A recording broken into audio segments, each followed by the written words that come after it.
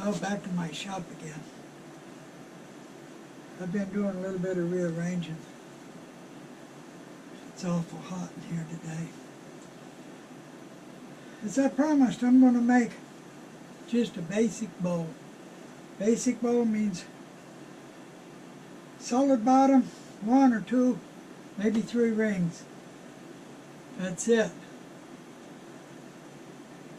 I'm going to use bloodwood for a reason. I'll tell you the reason later. Now, when I use a solid bottom for bowls, I start with a square. This is not the actual bottom I'm going to use. I'm using this for demonstration. Start with a square. I'll put it in the cold jaws to hold it.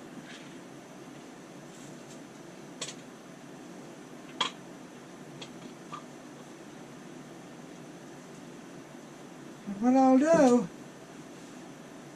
is turn a mortise in the middle, and then I'll turn a ring right around the edge to guide the bandsaw to cut it round. And I use a mortise in the small bowls with a solid bottom because it's much easier to finish the bottom when you're done. If you have them tenon, you got to cut the tenon off. Then you got to put a shallow dip in the middle so it won't rock. Leave a ring around the edge for it to sit on. If you use a tenon, all you got to do is just bring it out close to the edge and you automatically got it. Of course, you got to smooth it a little bit. So, when you use a tenon, you don't want to use a big tenon. In other words, I wouldn't use a 5-inch tenon on a 6-inch bottom. This is a 6-inch bottom. That's what I'm going to use. 6 is about the maximum size you want to go with a solid bottom. So I go between 1/3 and 1/2, which with a 6-inch would be between 2 and 3 inches. So I'm going to make it 2.5 inch. Fit my chuck just right. Of course, I got smaller jaws or larger jaws, whatever I need. And then I'll put a ring around it. So I'm going to go ahead, mount this up on the lathe. I'll find the center, I'll measure it, and then I'll use a magic marker and mark a circle where I want to cut the tenon and the edge.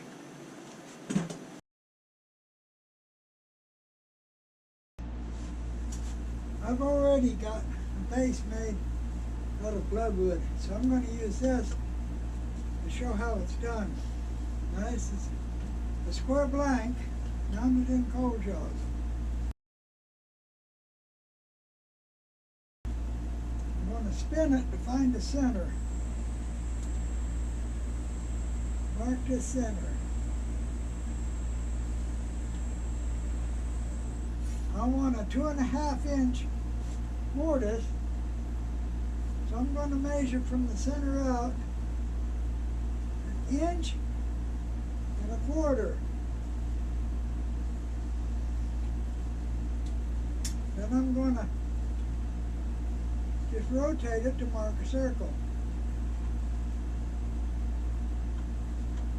Then I'm going to mark a circle right at the very edge. Whoa, a little bit close.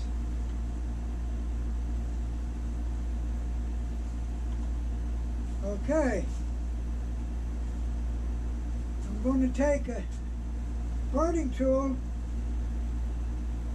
make a cut here in the center at an angle because I've got angled jaws, and make a cut here at the edge.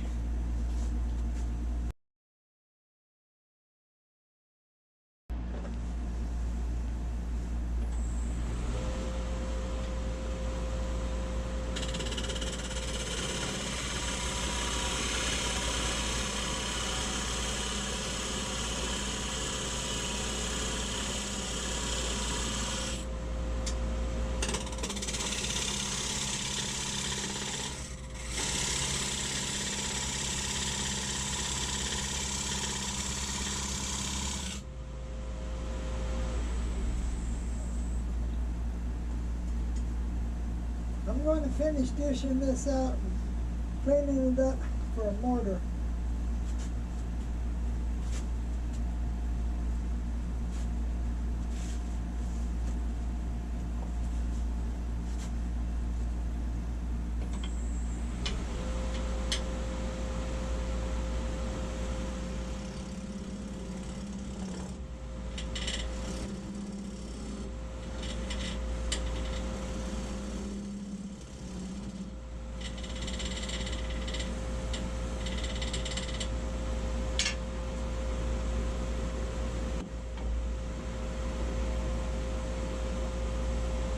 Carbide tool and a round shaft good for this.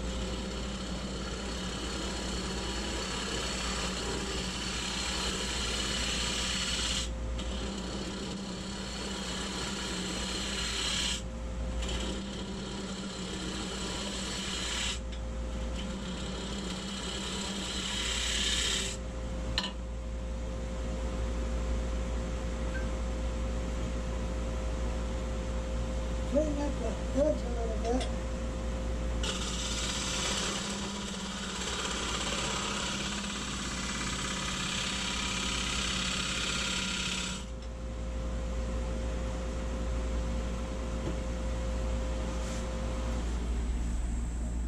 Mortise is ready to go. Now take it over to bandsaw and bandsaw where this groove is. Got it bandsawed out, mounted on a chuck. I got to start dishing the inside out and leave about an inch on the edge. Flatten it, get it ready for the first segmented ring. I have to flatten it and then I'll have to sand it. But first I have to dish it out and leave the edge here. I'm going to probably use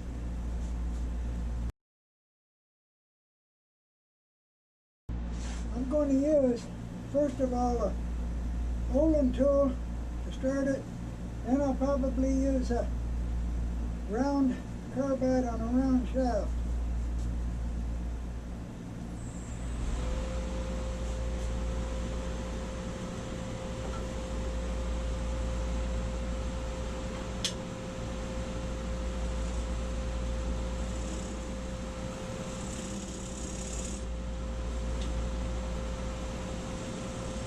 I think I better sharpen that.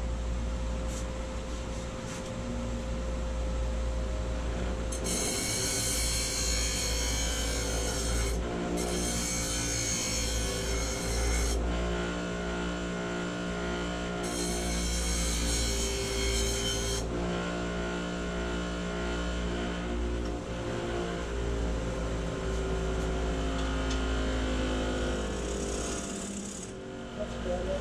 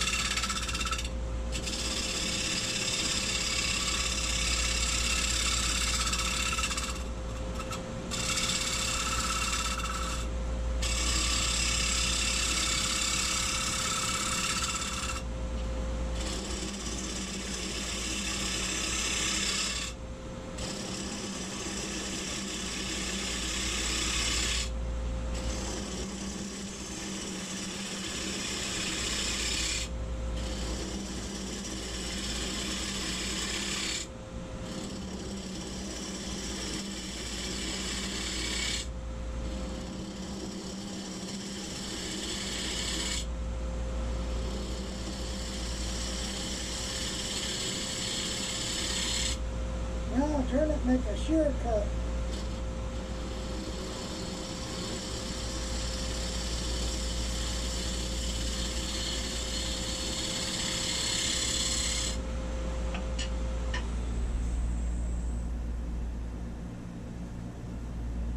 Sand it and it'll be ready. Take the first ring. Chalk and ready to sand. Using the sanding board.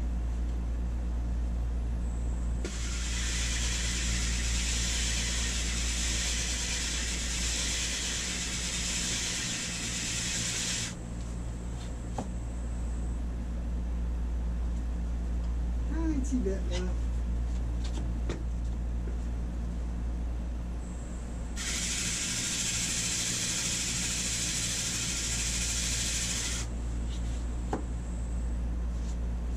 This one's ready to take the first ring.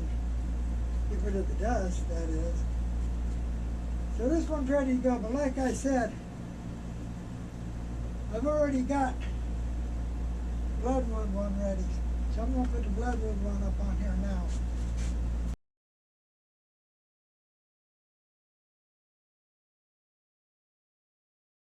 Okay, this is the bloodwood blank. It's ready to take the first segmented ring. And it's actually about a little over 5 1/2, almost 5 3/4, more like 5 5/8. So I can make the first ring about I can probably go 6 1/4 inch, yeah. So I'm going to make the first ring about 6 1/4 inch for it. Well, I started to make a basic bow. Making a video on a basic bow. When I got started, my son wanted a chessboard. So I had to put that aside, make him a chessboard. I made a chessboard. Shouldn't be too big a problem. I made one. Threw it away. Made a second one. Threw it away.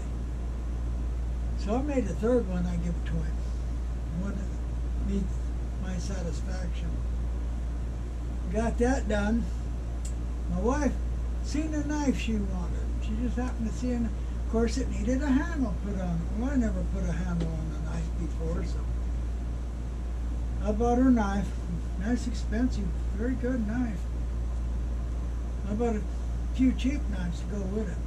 Tried putting the handles on. And I practiced putting the handles on. Took a while. Found out I really needed a small belt sander, so I bought a Harbor Freight 1x30, which, you know, it does the job. I'm not going to, you know, make knives every day of the week, no. But, so, it's okay.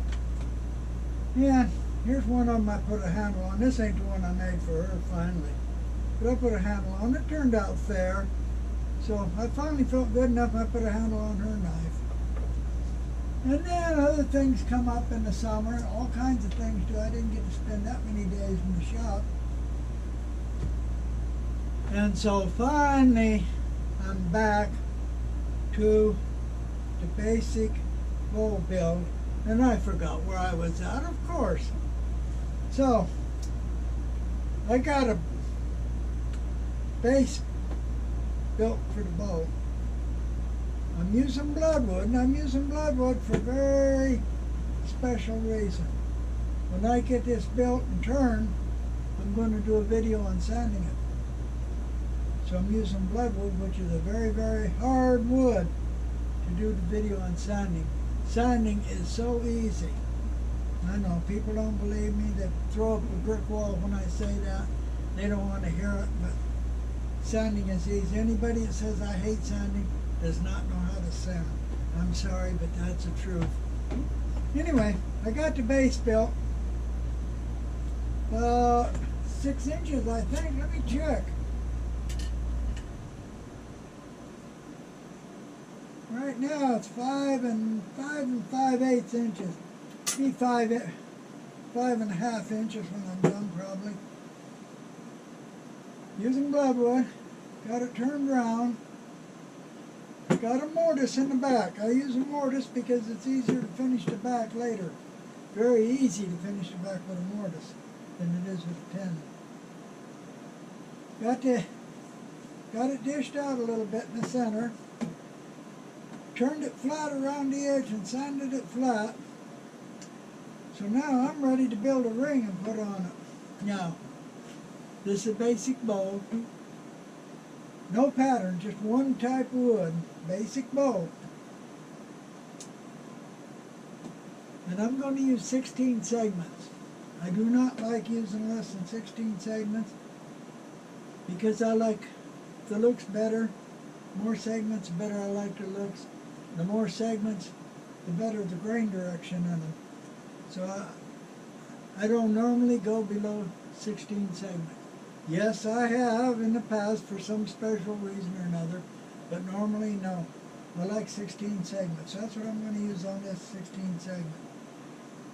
Now, basic bowl, you can put 1 ring on it, 2 rings, 3 rings, whatever you want, depending on the thickness of the ring, how high you want it to go, the shape, everything else. That's completely up to you, and how many segments you use, of course. I think I'll probably put 2 rings on it, and it's going to be probably about 3/4, 7/8 inch thick, whatever the stock is, after I turn it flat. I'm going to make 1 ring, 16 rings, 16 segments, per ring. This is, I'll make a 6-inch ring and put on it. That'll be close enough. And so, I'm going to go ahead and make a 16 segment ring. It's just like my video on making a basic segmented ring. And I'm going to do it with a single glue up, not half ring glue ups. So I'm going to put this on the lathe, back on the lathe, and then I am going to make a 16 segment ring and glue on it. 2 rings built. Now the number of rings you use depends, of course, what shape, what size you want for turning. The segment, you can make it any shape, any size you want. I'm going to use 2 rings, both 6-inch. I'm just going to get a little bit of a curve, a little bit of a barrel curve, not much. My favorite shape. I got one side of the ring flattened. Now I know the glue is still wet here. I only let it dry for 15 minutes before I flatten it. So I got one side flattened. I got the live tailstock adapter in the cold jug. I'm going to put it in the tailstock, put glue on it, bring it up and glue it on. Automatically center it that way. And somebody sent me a message saying, well, it's important you have both sides flattened and parallel. Well, not when I glue it on, it ain't. I got one side flattened. Before I glue the second ring on, the other side will be flat and it will be straight. After 15 minutes, I'll turn the second side, put the sanding board on it, and get it perfectly flat, and it'll be ready. Which will, of course, give me the other side flat, parallel. So right now, I'm going to go ahead, put a little glue on this, put it in the tailstock, bring it up and glue it on the base. Now let it sit for 15 minutes. I'm going to use quick and thick. Put a little bit of glue on it. Don't need too much.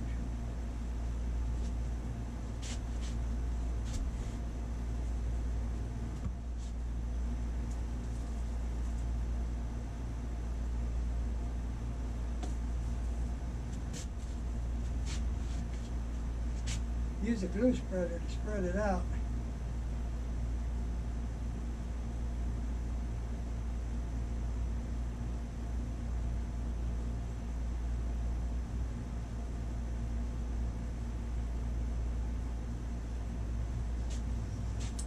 Put it in the tailstock. Bring it up.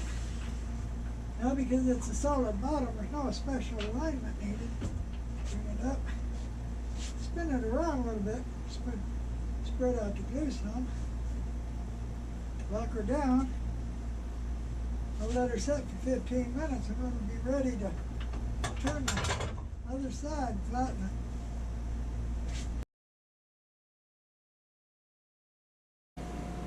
The first ring's been on for more than 15 minutes, actually for a lot longer than 15 minutes.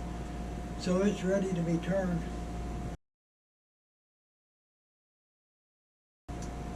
Now, I flattened one side only and put it on. So now it's very easy to turn the other side flat and sand it flat, get it perfect. I'm going to do that. And I'm going to start turning the inside into the first ring. It's much easier right now with just one ring. I got a second ring ready.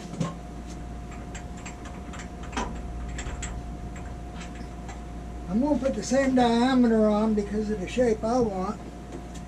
Same diameter. Flatten on one side, ready to be glued on, but that ain't ready to take it yet until I turn it flat. Like I said, I'm going to start turning the inside a little bit. And again, the number of rings, the diameter of the rings, strictly depends on the size, the turning you want, the shape of it, the size of it. So I'm just going to put 2 rings on this one. So I'm going to go ahead and turn that one. I'm going to use either Olin tool or carbide on a round shaft. Either one cuts the same. They cut both the same. The advantage of the Olin tool, of course, is you can grind it to any shape you want. This one here I grind to use on the inside with a curve like this. But like I said, you can grind it to any shape you want. Carbide tools, you get them in round and square and diamond, that's it. But on a round shaft, you can do a lot with them. So I'm going to use these, and I'm going to start turning the inside, and I'm going to turn the edge and sand it. Bloodwood here is hardwood, really hardwood. It's harder than hickory. It's good hardwood. So how well will an Olin tool really cut it? Well, let's find out.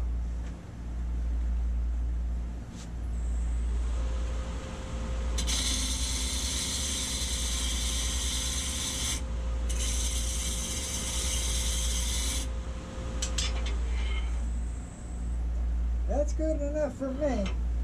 That cuts it pretty doggone good, actually. That's the shavings I get. Nice. That's good enough for me. So I'm going to go ahead and sand this flat now. I've got the second ring glued on. It's been more than 15 minutes. I used tight bound quick and thick on this one. I could have used regular tight bound too, but I used quick and thick.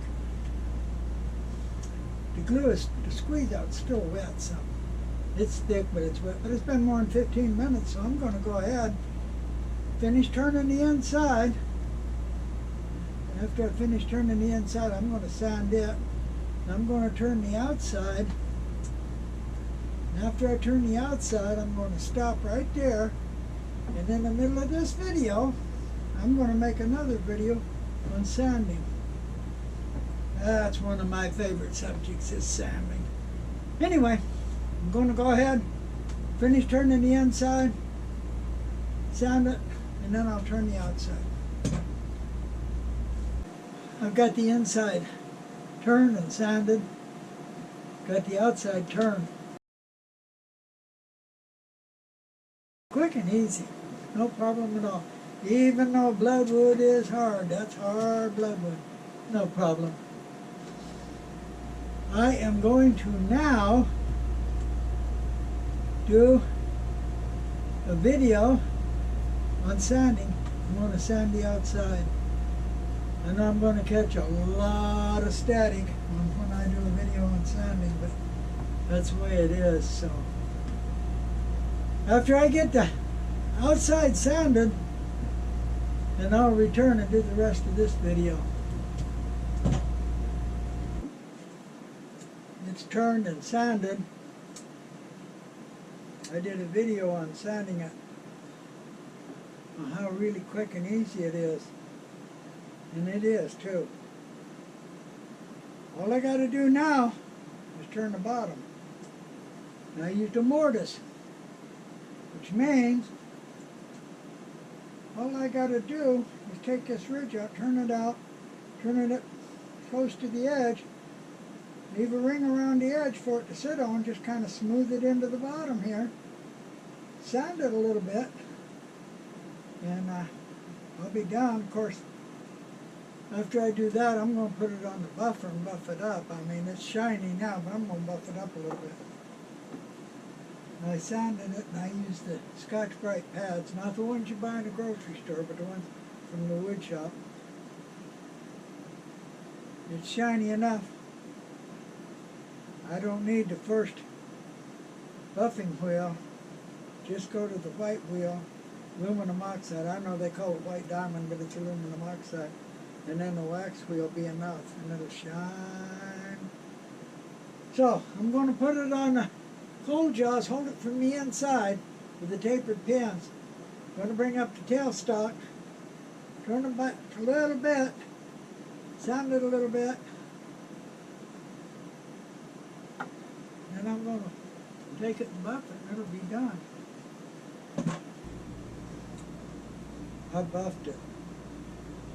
Just use the aluminum oxide, or what you call white diamond, and wax. And it's super shiny. Of course, you can put your favorite finish on it, but this is shiny.